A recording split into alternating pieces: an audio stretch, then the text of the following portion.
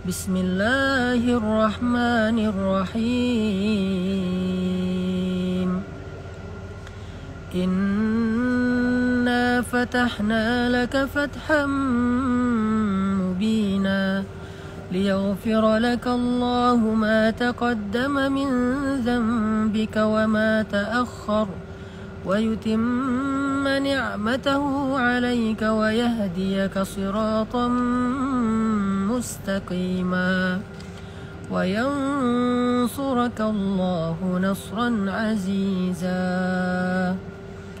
Sadaqallahul azim. Sesungguhnya kami telah membukakan untukmu kemenangan yang sangat besar, agar Allah mengampuni apa yang telah lalu dari kesalahan-kesalahanmu dan apa yang akan datang, dan agar Allah menyempurnakan nikmatnya untukmu dan menunjukkan kepadamu jalan yang lurus dan menolongmu dengan pertolongan yang sangat agung. Maha benar Allah yang maha agung. Teman-teman yang dirahmati Allah Subhanahu wa taala, tema live kita pada hari ini adalah janji Nabi di Istanbul. Kenapa saya ngambil tema ini? Karena Istanbul salah satu bukti di antara bukti-bukti kebenaran Nabi Muhammad Sallallahu Alaihi Wasallam. Ada dua cerita tentang janji Nabi di Istanbul. Yang pertama adalah hadis ketika seorang sahabat bertanya kepada Rasul, kota mana dulu yang akan dibebaskan ya Rasulullah? Kota Rom atau Roma atau kota Heraklius atau kota Konstantinopel? Maka Nabi Shallallahu Alaihi Wasallam menjawab, yang pertama akan dibebaskan adalah kotanya Heraklius atau kota Konstantinopel. Ini adalah hadis ataupun janji Allah dan janji Rasul di Istanbul yang pertama. Yang kedua adalah janji Nabi bahwa ketika Nabi dalam keadaan sedang dikepung oleh orang-orang musyrikin, kemudian Nabi bersama para sahabat membuat parit yang kita kenal dengan parit Khandaq.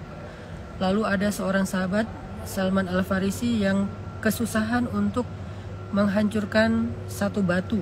Maka Nabi kemudian mengambil semacam palu untuk menghancurkan batu itu.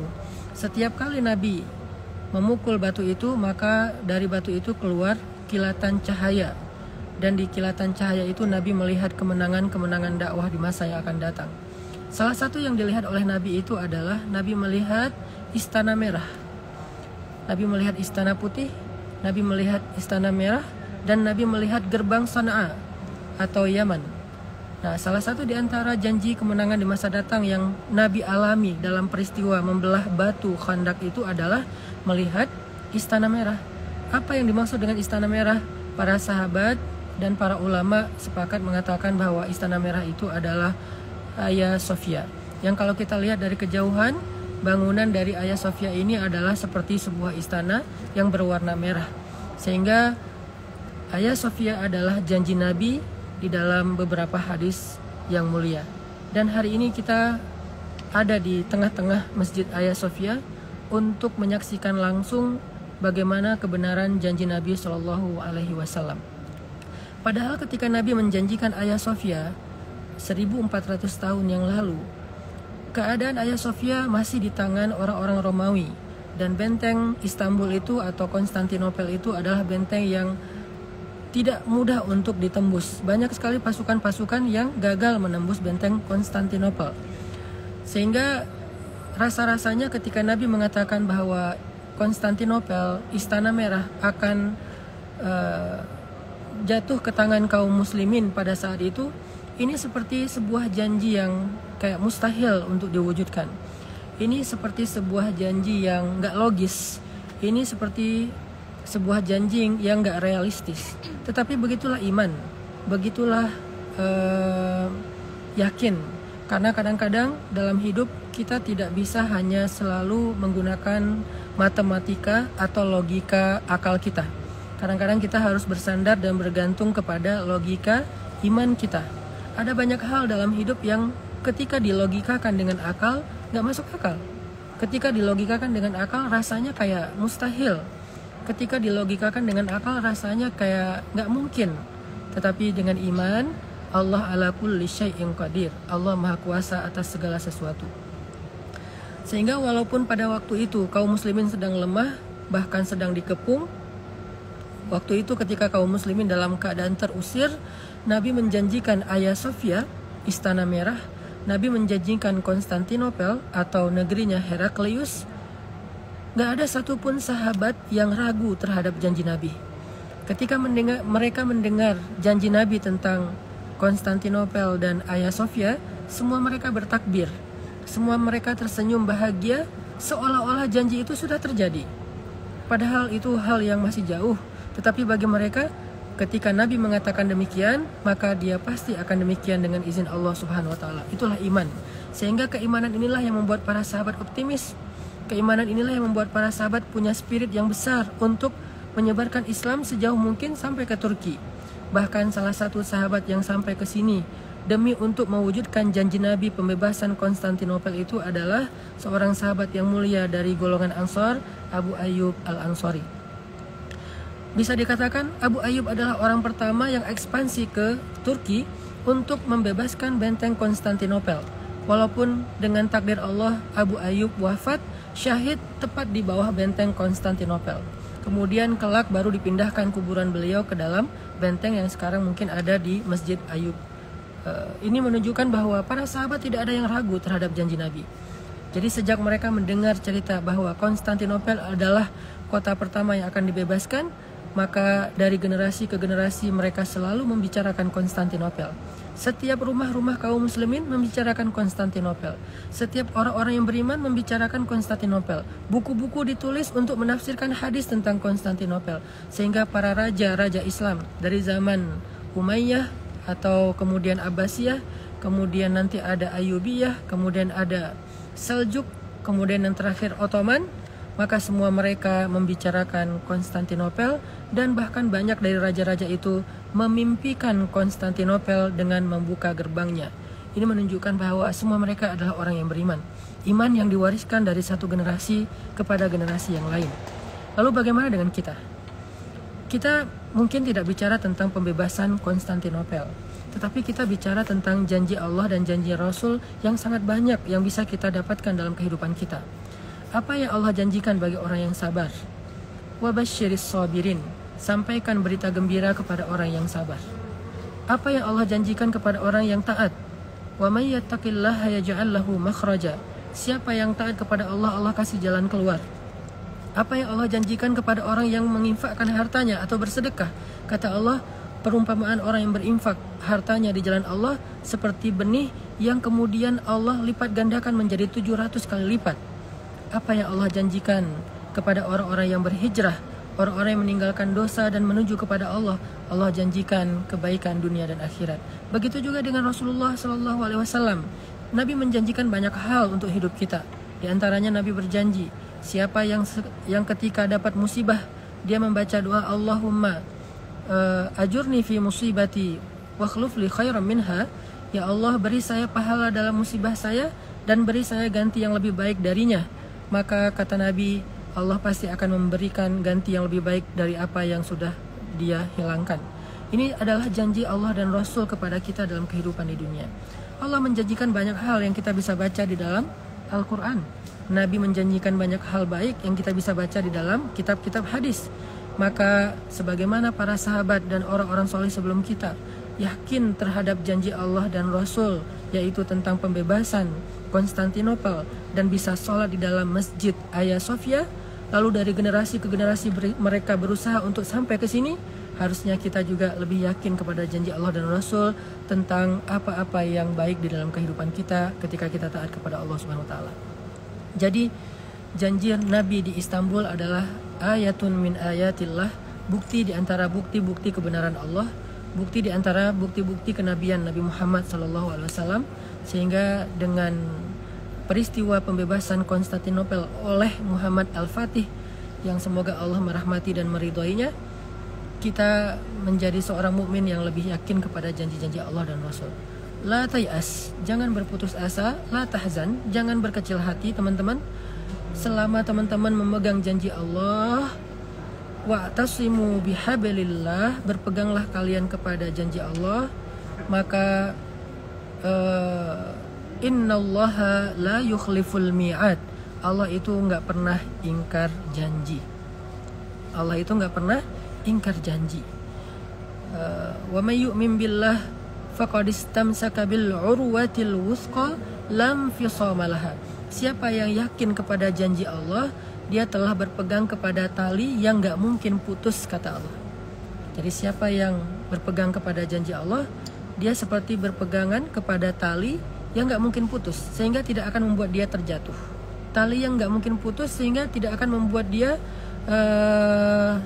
kesusahan, kehilangan, atau tersesat, karena tali itu akan selalu menjaga dia selama dia masih yakin kepada janji Allah Subhanahu wa ta'ala. Saya juga teringat dengan kisah seorang sahabat yang memegang janji Rasul ketika Nabi sedang hijrah dari Mekah ke Madinah. Dia namanya Suraqah bin Malik. Waktu itu dia belum beriman dan ingin membunuh Nabi. Dia sebagai seorang hunter ya, seorang pemburu, pembaca jejak yang ingin membunuh Nabi dalam perjalanan hijrah demi mendapatkan hadiah yang dijanjikan oleh Abu Jahal. Berapa hadiah yang dijanjikan Abu Jahal kepada Suraqah? Mi'atuna naqah, 100 ekor onta. Kalau bisa menangkap Muhammad hidup atau mati. Lalu Suraqah pun dengan keahliannya berhasil mengejar Nabi dan bertemu dengan Nabi, hampir saja bisa menangkap Nabi. Maka Nabi SAW dengan tenang, dengan wajah yang penuh wibawa, dengan penuh aura karismatik, beliau berkata kepada Suraqah, "Ya Suraqah, bagaimana pendapatmu jika kamu memakai pakaian kebesaran Raja Persia, jika kamu memakai mahkota Raja Persia?" Kemudian Suraqah mengatakan, "Kisra, Raja Persia?" Kata Nabi, "Benar, Kisra, Raja Persia." Kata Suraqah, saya mau memakai pakaian Raja Persia, karena itu mahal sekali. Pakaian Raja Persia itu tidak akan mungkin didapatkan kecuali dengan menaklukkan istana dan kerajaannya. Kata Suraqah, "Mau, bagaimana caranya?" Kata Nabi, "Kalau engkau mau memakai pakaian Raja Persia dengan mahkotanya yang sangat mahal itu, maka biarkanlah kami melanjutkan perjalanan dan halangilah orang-orang yang ingin mengejar kami." Maka kemudian Suraqah dengan yakin mengatakan, "Baik, saya akan halangi orang-orang untuk mengejar Anda." Padahal Suraqah orang yang tidak beriman, tetapi dia percaya kepada Nabi. Kebayang nggak? Orang yang nggak beriman aja percaya kepada Nabi, apalagi kita yang mengaku sebagai orang yang beriman. Lalu apa yang terjadi setelahnya? Selang beberapa tahun kemudian, di masa kekhalifahan Umar ibn Khattab, Islam sampai ke Persia, Islam sampai ke sebuah kota, ibu kotanya Persia yang bernama kota Madain. Kota Madain ini kota yang di dalamnya ada istana putih. Jadi ada dua istana yang dijanjikan Nabi. Pertama istana merah, yaitu Istanbul. Yang kedua istana putih, yaitu istananya Persia di kota Madain. Khalid bin Walid sampai ke Madain bersama dengan Sa'ad bin Abi Waqqas, ada Abu Ubaidah bin Jarrah, ada banyak sahabat-sahabat senior. Lalu setelah membebaskan kota Madain dari kezaliman Persia, lalu mereka menguasai istana Raja Persia, maka mereka membawa pulang harta yang mereka dapatkan dari istana Persia itu untuk dibagikan secara adil kepada orang-orang miskin, tetapi dibawa pulang dulu ke Madinah sebagai ibu kota Islam waktu itu, biarkan khalifah yang membagikannya kepada orang-orang miskin di seluruh dunia. Ketika Khalifah Umar bin Khattab melihat harta yang dibawa pulang dari istana putihnya Madain, Umar bin Khattab melihat ada baju kebesaran Raja Kisra lengkap dengan mahkota dan tali pinggangnya yang terbuat dari emas dan ada banyak sekali mutiara-mutiaranya. Tiba-tiba Umar bin Khattab teringat kepada Suraqah, lalu dia mengatakan, "Aina Suraqah? Di mana Suraqah?" Orang-orang memanggil Suraqah, Suraqah juga bingung ada apa. Ketika dipanggil oleh khalifah, kemudian Khalifah Umar mengatakan, "Ya Suraqah, apakah kamu tahu ini apa?" Suraqah bilang, "Saya tidak tahu." Kata Umar, "Ini adalah pakaian Raja Persia lengkap dengan tali pinggangnya dan mahkotanya." Suraqah masih bingung karena dia lupa dengan apa yang dulu dijanjikan Nabi kepada dia. Maka kemudian tiba-tiba Umar mengatakan, bukankah Nabi dulu pernah berjanji kepadamu untuk memakaikan pakaian ini untukmu? Suraqah baru ingat, lalu dia tersenyum. Maka kemudian Umar memakaikan pakaian Raja Persia kepada Suraqah dengan lengkap dengan mahkota dan tali pinggangnya. Sehingga Suraqah hari itu menjadi Raja Persia di kota Madinah. Dan semua orang tertawa bahagia melihat perangai Suraqah yang keliling kota Madinah menaiki seekor keledai sambil memakai pakaian kebesaran Raja Persia, dan seolah-olah orang mengatakan Suraqah adalah Raja Persia di Madinah hari ini.